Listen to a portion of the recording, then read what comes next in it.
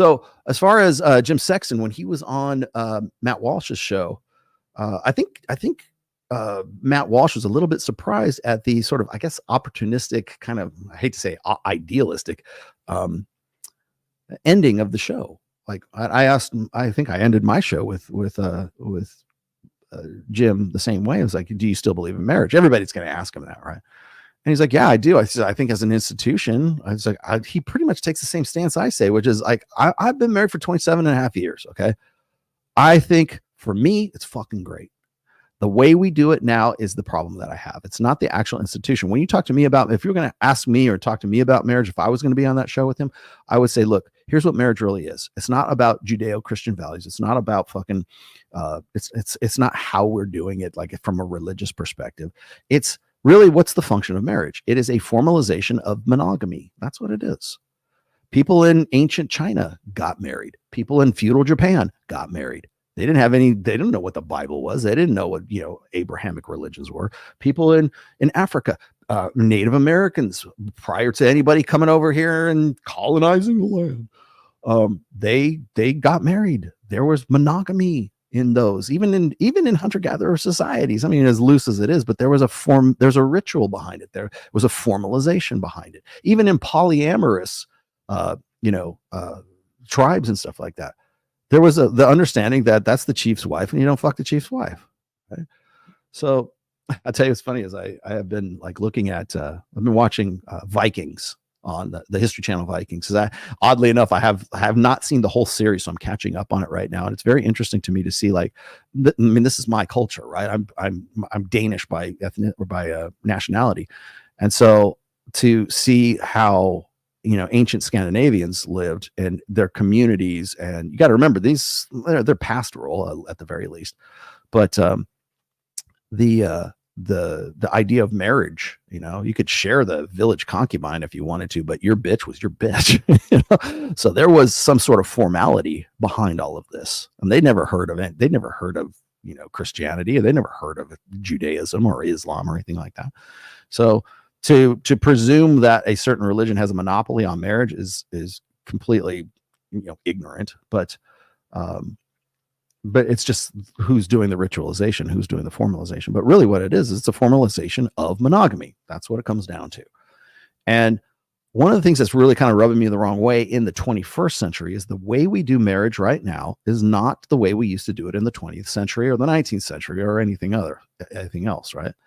The idea of a polyamorous or a throuple or whatever we want to call it, like it's complicated, an open relationship, cuckoldry, like open cuckoldry, all of that stuff that we're kind of trying to figure out today, because I think we're having a real problem really defining what marriage is. And I've brought this up on Access Vegas. I think I might have brought it up here a couple times too, is like, we don't do marriage in the 21st century like we used to back in the 20th century. So whenever I'm on Access Vegas and I'm talking to these girls and they say, oh, I'm in a throuple or I'm in a polyamorous relationship or Destiny, for example, like, by the way, I've seen some, if you haven't seen Melina's Instagram recently, she has been posting picture after picture after picture of the new guy that she's with right now. And I will tell you, right, she like worships the ground that this guy walks on. Like she is like absolutely, like as far as the everything by all appearances on Instagram, she is just like deeply down with this guy to the point where she's getting her friends are doing pictures with him. And he's starting to look like this. He's almost starting to look like this like sex cult guru. And I know they're like Sweden or some shit like that. But how do we do marriage in the 21st century? How do we do relationships in the 21st century? Last week I was talking about friends with benefits, that women don't necessarily need a long-term marriage anymore. They just need a guy who takes care of their sexual needs and goes away. And how in some cases that's more ideal than an actual formalized monogamous 20th century style marriage where it's closed on his end and closed on her end. Do we still do it that way? Absolutely we do, but we don't do it as often, and we're declining in doing that. That's another thing. When Matt Walsh and Jim Sexton were talking, Jim set him straight on his numbers too. Jim set him straight, man. He said it's 50%, and in some cases it's 56%, depending on the aggregate and the numbers that you're using. It could be as low as 43% for new marriages, but even that's still pretty high considering, right? Now I'm looking at all these guys who come out and they want to say, well, divorce rates aren't that bad. No, they are. But the problem is like they want to ameliorate the divorce rate with the marriage rate. Like, well, if marriage was such a great idea and everybody wanted to get married and they saw the better, you would think that the benefits of marriage will be so self-fucking evident that people would be lining up around the courthouse to get fucking married, right? But that's not the case, and it hasn't been the case for a long time. So right now, by current numbers, it is six people per 1,000 who are getting married. That is the lowest marriage rate in recorded American fucking history. Why? The question rate, the counter to this, the TradCon counter to this is always like, well, the divorce rate is falling. Yeah, because the marriage rate is at 6.0, 6.1 per 1,000 people. And they'll go, well, of the marriages that are happening, the divorce rate's gone down. Like, oh, Jesus Christ, like it's basic fucking math. Okay, you don't need an algebra degree. You don't need to know calculus to see this. Okay, but everybody wants to find a silver lining and say, well, we should get married. I'm not saying you shouldn't. I'm just saying the way we do it now, it is an all downside risk for men. And even women could say the same thing. Like I'm starting to see women saying, I don't want to get married. Well, why not? Because the men that are in my, eligible pool of men are either not married, they're something wrong with them. They're under 6 feet. They're just not meeting my criteria for being a marriageable man. Lower your standards. How dare you? How dare you ask me to lower my standards? Well, you're going to do it one way or another. You're going to lower your standard. I think it's funny is like when people like say, well, you need to lower your standards or you need to up your game. Those are really the two options, ladies. If you can't get married, if you're looking for Mr. Right and you're like, I don't know, past 30, 31 years old, your options dwindle with each passing year. So you have two options. You can up your game so high that you can outcompete all the other bitches that are trying to compete for the guy who would be an eligible man, or you can lower your standards. Most women will lower their standards because they don't want to have to go through all the work and hard, before what might be a very, unlikely scenario in the future. So what do? They lower their standards. They're not happy. They get divorced and they move on. That nobody's happy in that scenario. I'm not blaming women. I'm not blaming men. I'm just saying that just the current state of affairs right now is it's not ideal. It's not optimal. And I think that a lot of people still don't want to connect the dots of, say, like hormonal birth control. They don't want to connect the dots of gynocentrism. They don't want to connect the dots of, why are women being more educated these days? Well, because they have to be. They feel like they have to be. Why don't women trust men? Well, because they're untrustworthy. My dad left my mom, and so therefore fuck men, right? Well, up until the point, right? So when I talk to women who have they're the bad bitches, right? They're the alpha females, and they'll say, well, I can't find a man. Where's my man? I did everything by the book. I did everything that a gynocentric feminist society told me to do. Well, what's that? I got my degree. I got my business. I got my money. I got, I got everything down that I'm supposed to have down so that I can actually compete with men, not women. And I can't find a guy who's of my same caliber, but he's not. He's got to be actually above your caliber, right? Well, those guys are few and far between, as we've seen. I've posted several videos about this before. We're going to talk about this a little bit later here. But the idea that women can't find a suitable or an eligible bachelor is it men's fault, or is it the average man's fault, or is it the average woman's fault? And quite honestly, I think it's a combination of the two, but the problem still remains, and there's not really much solution to it, except for, ladies, up your game or lower your standards. For men, up your game. Okay, great. If you are marriage minded, then you're going to have to learn to play the game. The game's not going to change for you. And that's the problem. So when women say, well, where's my man? Where's my man? Where's my man? I did everything I was supposed to do. And what my teachers told me would be attractive isn't actually attractive. Well, then maybe lose that last remaining 40 pounds, right? Lose, get down to what, 12% body fat, right? And see if that works. Maybe it will. Ask Robert Barnes and Viva Frei about your legal problem. Well, it's not a problem. It's just like, I'm just wondering what I can do. somebody wants to take it, I'll be happy to jump on board. It's money on the, it's easy money. It's money on the table for any smart civil rights lawyer that wants to do pro bono work for me. Because I don't know if I don't even know what filing suit like that would cost. Yeah.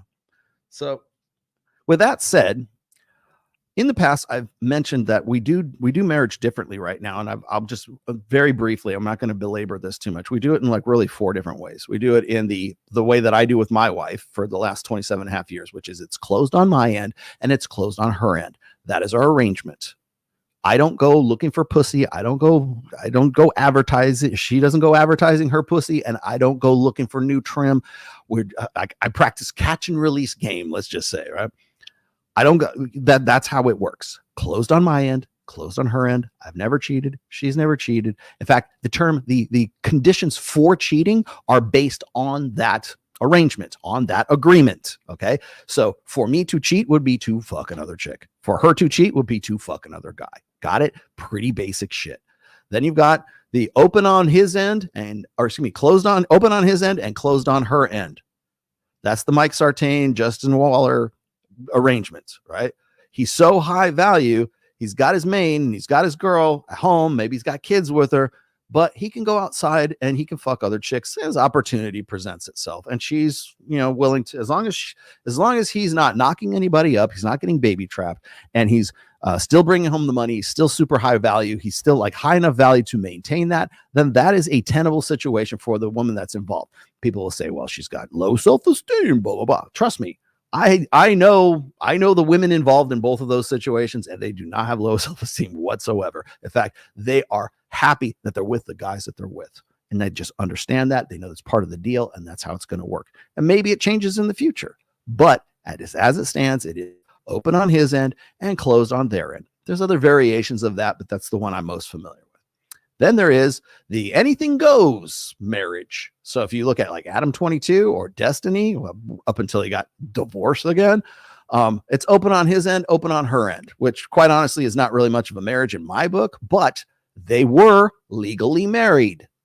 Adam 22 is legally married to Lena the Plug, and Destiny was legally married to Melina.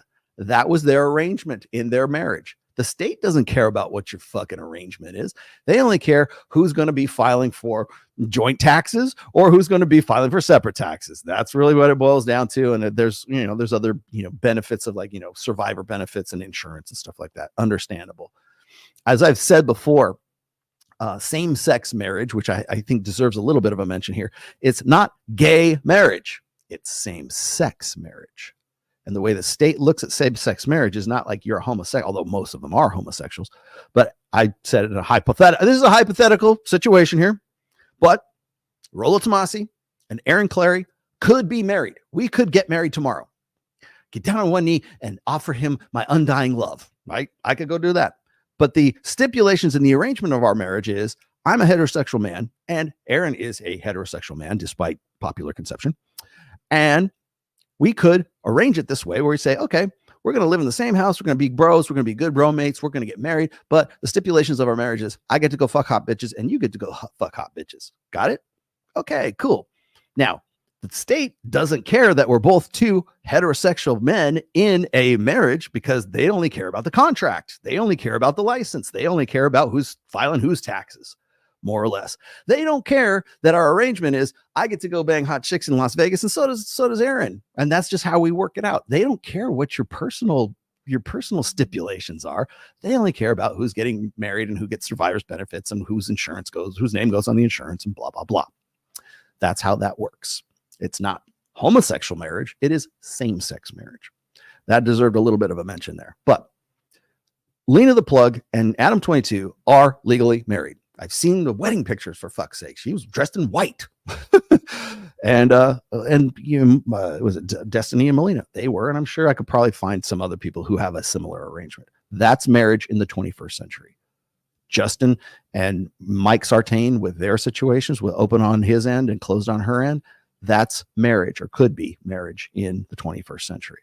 What I have closed on my end, closed on my wife's end, that's marriage in the 21st century. And there's one more. There is closed on his end and open on her end. Whatever do you mean, Rolo? Well, that's the most common arrangement right now. Because when a guy and a woman get into a relationship, when they get into marriage, the understanding is that it should be closed on his end and closed on her end. But if that woman's still on Instagram and that woman happens to work on OnlyFans and she's still advertising her sexuality as, well, maybe it's part of her job function, or maybe she just likes other men to look at her hot ass on her vacation pictures that her hubby took a picture of, right? She's essentially advertising her sexual availability on Instagram.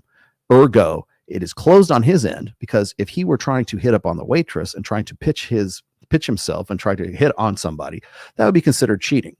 But in this arrangement, it's not considered cheating if that woman is trying to convince God knows how many men online that she is single, her ass is available, and follow her on Instagram. That is a similar situation to him being closed on his end and open on her end, because it opens the opportunity up for her. So if she finds a guy who's better than the dude she's with, as a result of keeping her Instagram up, keeping her OnlyFans up, therefore it is open on her end and it is closed on his end. Those are really the four models of marriage in the 21st century.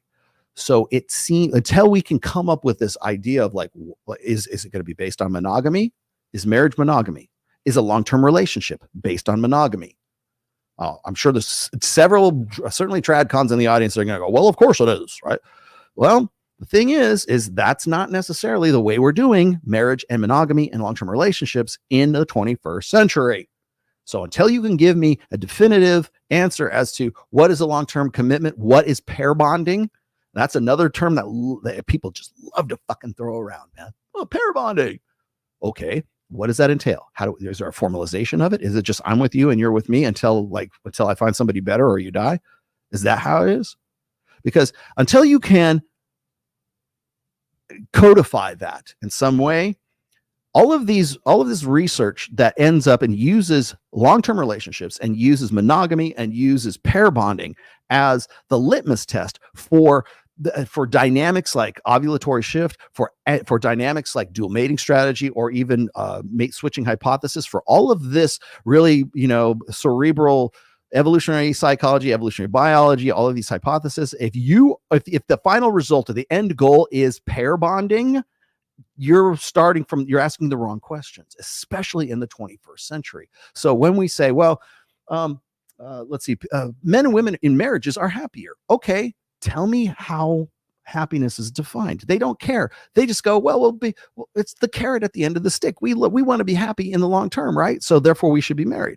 Well, that's not always the case. And Jim Sexton was saying almost something very similar to that to Matt Walsh on yesterday's show, or the day before. And so it's one thing to have a divorce rate of like, say, 43%. And that's, like I said, that's as conservative as possible, right? You round that off to 50 plus. How many men and women are in relationships with that is not considered sexless? Because I can give you the stats for that. 20% of American marriages are considered sexless. What does that mean? It means that the couple is only having sex 10 times a year. That's less than once a month. That's considered by the APA and the CDC, that is considered a sexless marriage. 20% of people in marriages have sexless marriages. Whether that's because the wife is frigid or the guy can't, or there's a medical issue or something else, that's irrelevant. And usually it's not. It's just it's a mismatch in libido. No, it's not. She just doesn't want to fuck. Okay. Or maybe he doesn't want to fuck. So you got at least 20% of marriages are sexless in the United States. I don't know what they are in other countries. So you got that. Now you're at divorce rates or marriage rates in the shitter. You've got 50% chance of like getting divorced, by the way, within the first 5 to 9 years. Average is about 7. And then you've got the average age of first marriage, which is 30 for women and 32 for men. Add to that a 20% rate of sexlessness in that marriage. And then what else happens after that? What I think is funny is like there's already the 50% chance to get divorced in the first place. Plus you're going to add a 20% chance of having a sexless marriage on top of that. Is it any wonder why like infidelity or like porn addictions or like non-communication is like the number one related reason as to why, men and women get divorced? Oh, women initiate 70% of divorces. Yeah, well, probably because they would need, why? I would I don't think anybody really addresses this. And I just, the thought came to me when I was watching Matt Walsh and James Sexton, is that they always say, well, maybe it's because the men didn't live up to women's expectations, right? Maybe they were bastards. Maybe they were, they got fat. Maybe they lost their job. And it's like, it's all on the guy, right? That's always the presumption of this, that it's the man who couldn't keep up his end of the bargain, which was supporting her and like protection, provisioning, parental investment, right? Couldn't keep up his end of the bargain. And I'm thinking that, again, you're using marriage as a litmus test, right? Well, you're not passing the test. You're not qualifying for her needs and her demands and her side of the whole thing. And if you don't do that, then of course she's going to divorce you, right? 70% of the time. And I don't think we really think about the consideration between just the actual, like, the overall, say, atmosphere, the context within what that's all about. So we're already looking at it from a female perspective. No one ever says, well, I don't, maybe I'm wrong in this, but like, no, I've rarely heard guys saying, oh, I left her because she wasn't meeting my needs. Usually it's sex. Even that's like when Matt Walsh asked James Sexton, he said, well, what's the solution? He said, for women, sex, fuck him. That's basically what it boils down to, because he's seen this enough times. For men, it's, oh, you pay attention to her, tell you appreciate her. It's like this laundry list of things like guys could do. The one thing that women could do for men, suck his dick. That's pretty much what it comes down to. And even that's like a bridge too far. That's just too much. No, I can't do that. Because I think women understand that that's their agency, and it's also like a power that they have over the guy too. So when people say, oh, you shouldn't weaponize sex, it's just something that comes natural. It's like, it's a reward. It's basic, being a behavioral psychologist.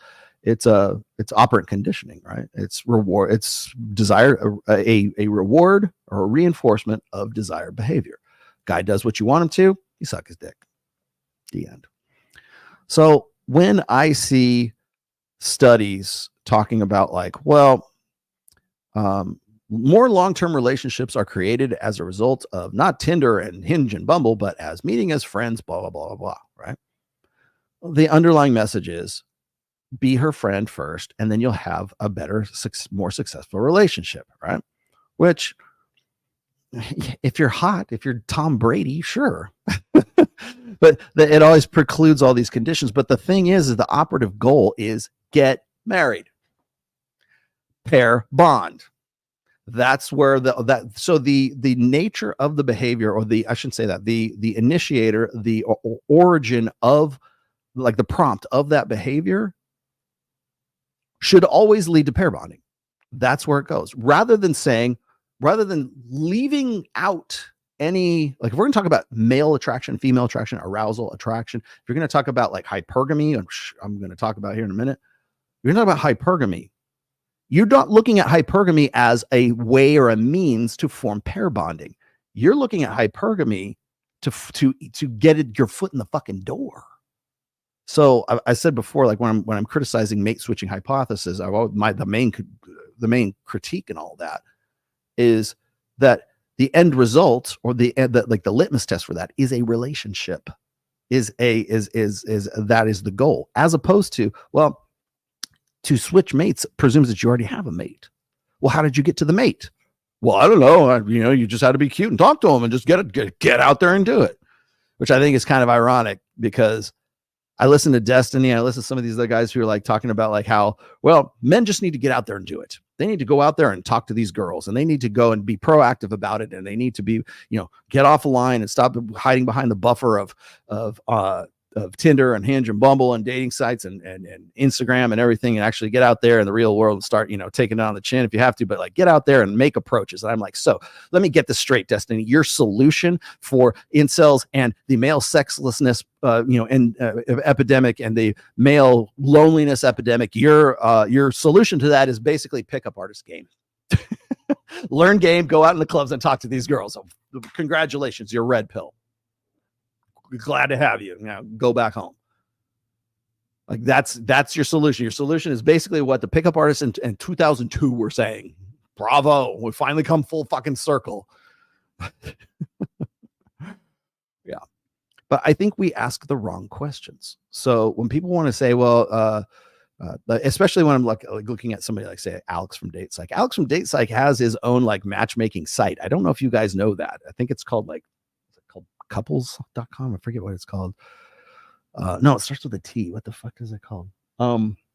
But it's basically the end result is like, oh, get together and have this monogamous great relationship with one person, blah, blah, blah. I'm like, okay, well, that's fine. But what if I want to be polyamorous? Because that's how we do. That's hell. Destiny was married to Melina. Didn't work for them, but apparently it's still working for Adam 22, even though people think he's gay. Well, not allegedly. I don't know. I don't care. But he is married. What about now? Mike Sartain is not married to Kylie, but let's just say for sake of argument, they are married. How do I get into that situation? By going out and, going to clubs and seeing who's down? Don't I have to know something about female nature and know something about women's like, innate mating strategies in order to even get to the point where I could say, oh, we're going to pair bond? You don't get to the pair bonding part until you get to the pairing part, right? And to do that, you have to know what women's nature is, and you have to know what men's nature is as well. So